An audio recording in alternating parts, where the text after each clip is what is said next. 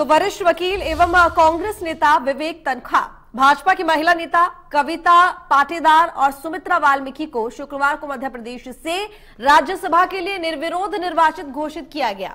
तन्खा उच्च सदन में लगातार दूसरी बार निर्वाचित हुए हैं, जबकि वाल्मीकि और पाटीदार दोनों ही राज्यसभा में पहली बार जा रहे हैं।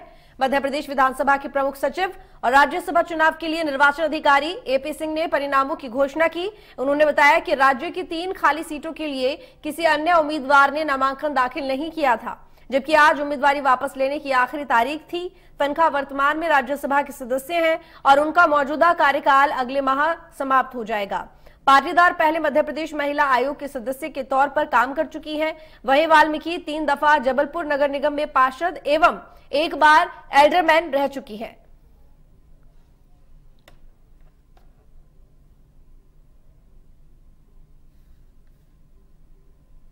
तो कौन है विवेक तन्खा, ग्राफिक्स के जरिए समझिए। राज्यसभा के लिए कांग्रेस से निर्विरोध चुने गए हैं विवेक तन्खा और दूसरी बार ये राज्यसभा पहुंच रहे हैं। निर्विरोध इनका राज्यसभा के लिए चुनाव हुआ है। विवेक तन्खा का कार्यकाल 29 जून को समाप्त होगा और 2016 से बहुमत न होने पर चुनाव लड़कर राज्यसभा में पहुंचे थे।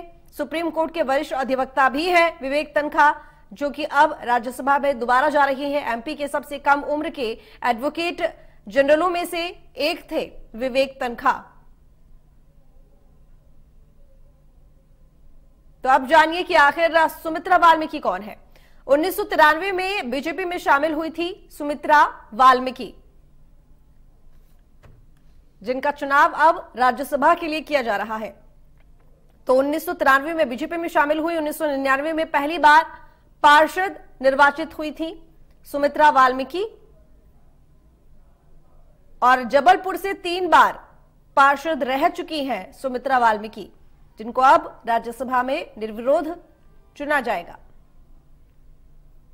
तो नगर निगम अध्यक्ष भी रह चुकी हैं सुमित्रा वाल्मीकि। ना सिर्फ पार्षद रह चुकी हैं बल्कि नगर निगम अध्यक्ष भी रह चुकी हैं सुमित्रा वाल्मीकि और मध्य प्रदेश सफाई कर्मचारी आयोग में भी सदस्य रही हैं। तो नगर निगम अध्यक्ष, पार्षद और मध्य प्रदेश सफाई कर्मचारी आयोग में भी सदस्य रही हैं सुमित्रा वाल्मीकि। जबलपुर महिला मोर्चा की भी महानगर अध्यक्ष रह चुकी हैं। तो कई पदों पर ये कार्यरत रही हैं।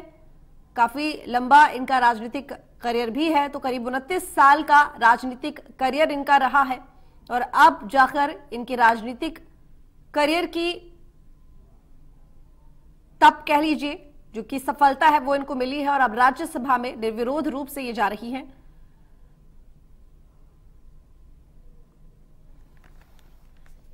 तो अब जानिए कि आखिर कविता पाटीदार कौन है। बीजेपी से राज्यसभा के लिए इनका चुनाव हो रहा है। इंदौर जिले की ये रहने वाली हैं कविता पाटीदार और इंदौर जिला पंचायत की अध्यक्ष भी कविता पाटीदार रह चुकी हैं। मालवा में ओबीसी का ये बड़ा चेहरा है जिनको राज्यसभा में भेजा जा रहा है। सुंदरलाल पटवा सरकार में मंत्री रहे भेरूलाल पाटीदार की बेटी है कविता पाटीदार। तो सुंदरलाल पटवा सरकार में मंत्री रहे थे भेरूलाल, उनकी बेटी है कविता पाटीदार। बीजेपी से राज्यसभा के लिए निर्विरोध इनका चुनाव किया गया है। मध्य प्रदेश, छत्तीसगढ़ की हर खबर सीधे आपके मोबाइल फोन पर। अभी सब्सक्राइब करें हमारा चैनल और पाएं पल पल की खबर।